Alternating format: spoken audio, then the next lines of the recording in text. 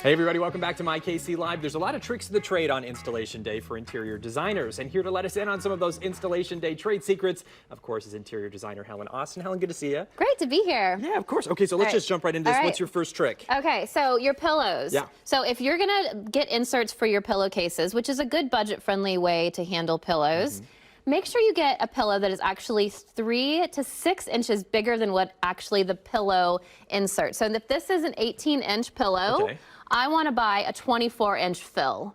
To have just like a little bit more room? So that it's more full, because a lot of times either they'll look kind of, or they're just too smushy, they're not going to give you the support. So the trick is actually to use the fills are bigger than the case itself. So it's not obvious. You don't buy 18-inch with an 18-inch fill, you want to go larger. So always, we almost always do that. If it's not a, like we're using down. Down is a different thing, but most of us are not buying, we're buying polyfill, your standard kind of pillow fill. So now this one here you were showing me, this is really cool because I have struggled with trying to get like stickers off of things for so much, and you leave little pieces of it all the time. Yeah, exactly. So this is this little plastic scraper. They're super cheap. They come with like a whole bunch of the little handles and then the replacement. So all it does is it helps to actually lift off any type of label, and makes it easier. And if ever you have too much sticky, then you get out the hair dryer, you warm it up a little, and then you get this back out. And so this is unlike a blade. It doesn't cause damage. So you still want to be careful, but these are great. They're super cheap, and I will tell you,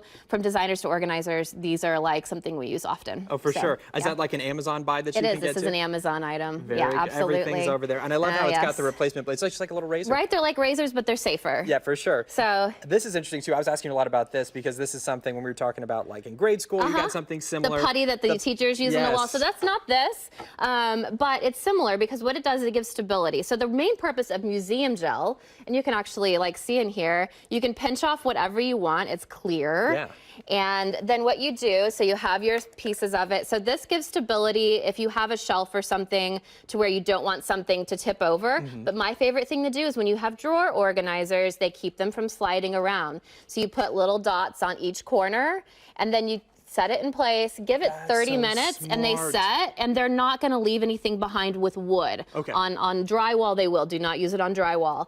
But this is a really great trick to give stability to things in drawers and even things that are sitting on shelves. So if the shelf gets bumped, it's not going to shift or tip over as easily. So you just use really great. Doesn't take much. Yeah, and it's actually reusable, but I usually do. I just throw it away like whenever I replace it. That even in itself is a great pro tip. I didn't even think about putting something like that to organize the drawers. Because you know when you have your drawers and they slide around when they open and close, really annoying. So yeah, definitely want something under it that's also going to be friendly for the drawer itself. For sure. This is really cool too. So the next hack is when you have compressed carpets. You know, when something's been sitting on carpet for a while, it has these little divots. So what you do is you take a small piece of an ice cube, you set it on the spot that has that's been crushed, let it melt, and then you take a coin, and then you can lift it, and it will lift the fibers. So cool. So really simple, easy. So when you're moving furniture around, this is a great way to, you know, fix those little spots. All right, we got to talk about this really quick too, because this is my favorite here. This is better than what I was doing. When I'd scratch something when I was a kid, I'd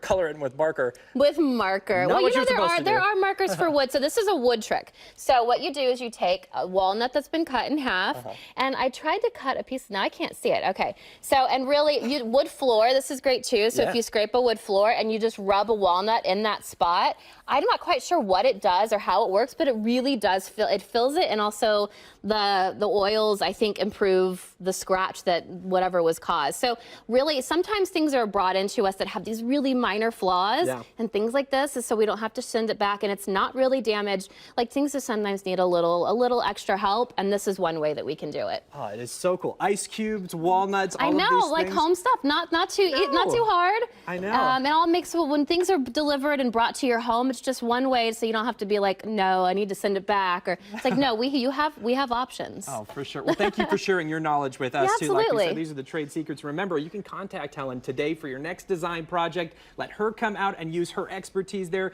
You can visit her on her website, HelenAusten.com. That's Austin with an E, and schedule your complimentary discovery call today.